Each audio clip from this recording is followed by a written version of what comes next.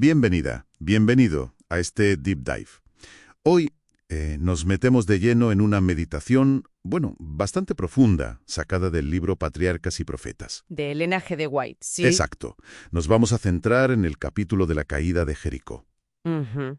Y la misión, digamos, es ver cómo este texto conecta esas batallas del antiguo Israel con una lucha mucho más grande, ¿no? Ujú. A nivel cósmico, entre el bien y el mal. Eso es. Y sobre todo, ¿qué nos dice eso de la obediencia? Vale, vamos a empezar por el principio. El texto plantea una disyuntiva, una elección fundamental que surge con la rebelión original contra Dios en el universo. Así es. Plantea que solo había dos opciones realmente. O la autoridad divina, Dios, cedía y comprometía su propia naturaleza, su ser, Claro. o se mantenía firme. Firme en ser santo, justo, amoroso. Pero eso implicaba, inevitablemente, enfrentarse a la rebelión. Y la lectura que hace la fuente es que eligió lo segundo, ¿no? Exacto. Mantener su integridad, aunque eso supusiera conflicto. Y aquí es, yo creo, donde la cosa se pone... Intensa.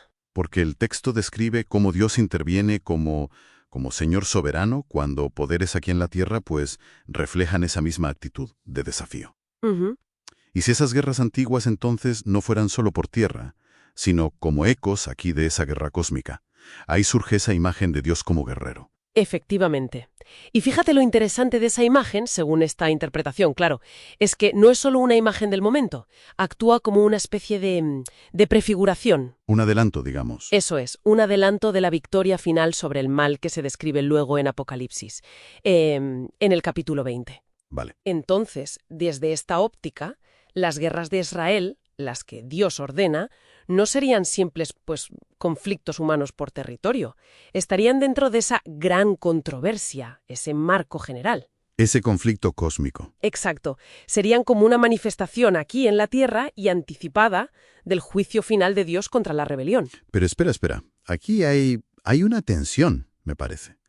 Porque hay una cita clave del mismo libro, Patriarcas y Profetas, que señala algo un poco distinto. A ver. Dice que el plan original de Dios era que Israel consiguiera la tierra prometida por la obediencia estricta a sus mandamientos, no por la guerra. Ah, sí. Y que perdieron ese privilegio, dice White, por su propia negligencia voluntaria. ¿Cómo encaja eso? Pues, buena pregunta. A ver, si conectamos esto con el panorama general que dibuja la fuente, yo creo que sugiere que el papel principal que se asigna a los fieles en esta gran controversia no es tanto ganar por la fuerza propia. Ujú. No por la iniciativa bélica, digamos. Exacto, sino más bien alinearse con la autoridad de Dios, precisamente, a través de la obediencia. Es como si ese principio del Antiguo Testamento de «quedaos quietos y ved la salvación del Señor». Sí, que el Señor luche por vosotros. Eso se reinterpreta aquí en un sentido más espiritual. La prioridad sería someterse a la voluntad de Dios, por encima de los esfuerzos humanos, de las estrategias.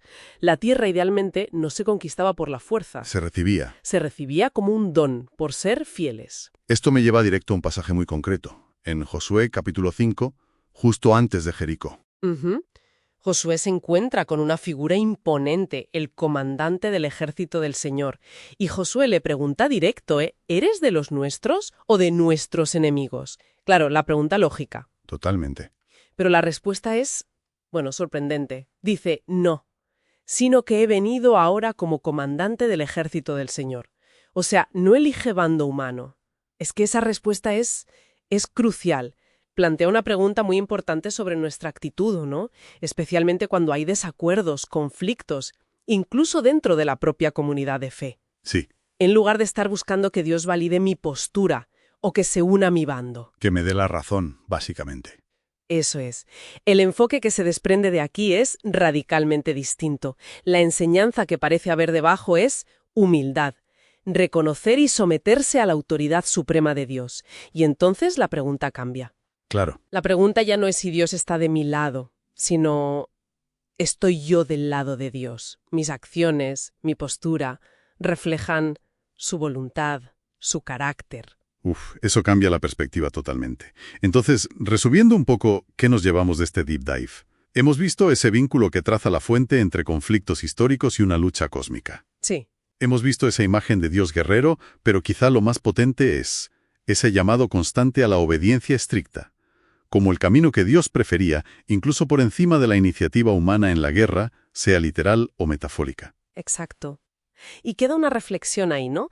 Si la clave según esta perspectiva no es buscar que Dios se ponga de nuestro lado, que se alinee con nuestras facciones humanas. Nuestras agendas. Eso es. Sino que somos nosotros los que debemos alinear nuestra vida con su autoridad, mediante la obediencia. ¿Cómo cambiaría eso la forma en que abordamos los desacuerdos, las tensiones, los desafíos? ¿Cómo nos aseguraríamos de que esa sumisión a la voluntad de Dios, tal como la entendemos, prime sobre esa necesidad tan humana de buscar validación para lo nuestro, para nuestra postura? Una pregunta potente para seguir reflexionando.